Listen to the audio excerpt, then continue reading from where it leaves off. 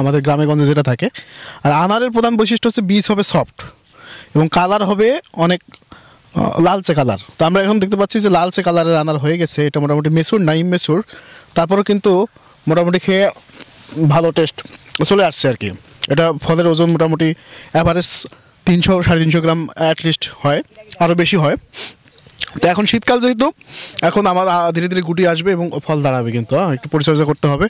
তো এটা নিঃসন্দেহে ভালো উদ্যোগ মোল্লা নার্সারির, আমি বলবো আর কি।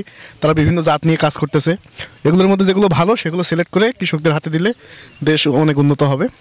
সেই ধারাবাহিকতা বজায় থাকবেন ইনশাল্লাহ। ধন্যবাদ আমাদের ডক্টর মামুন স্যারকে। আসলেই যে আমাদের দেখতে পাচ্ছেন এটা হচ্ছে আপেল গাছ, আপেল এবং বেদনা আমরা মিশ্র বাগান করেছি। আপেলে বলো ইনশাল্লাহ ফুল আসতেছে, আমরা তাও দেখাবো।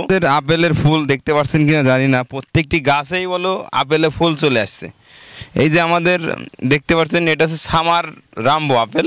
এবং আমাদের পেছনে যদি আমরা একটু যাই, পেছনেও দেখেন যে এই যে ফুল এই দেখেন আপেলের ফুল। যদি কেউ অন্ধ না হন তাহলে সবাই দেখতে পারবেন ইনশাল্লাহ। এ দেখেন শুধু আপেলের ফুল, দেখেন প্রত্যেকটি ডালে বলো আমাদের ফুল চলে আসছে। এবং এই আপেল পরিচর্যা কিভাবে করবেন, বেদনা বা আনার পরিচর্যা কিভাবে করবেন, বিস্তারিত আমাদের ডিসক্রিপশন বক্সে বা স্ক্রিনে যে নাম্বার দেওয়া থাকবে, ইনশাল্লাহ আমরা মনে করি আপনারা ফোন দিবেন। আর আপনাদের যতটুকু সহযোগিতা বা সাহায্য করতে পারি আমরা ইনশাল্লাহ করব।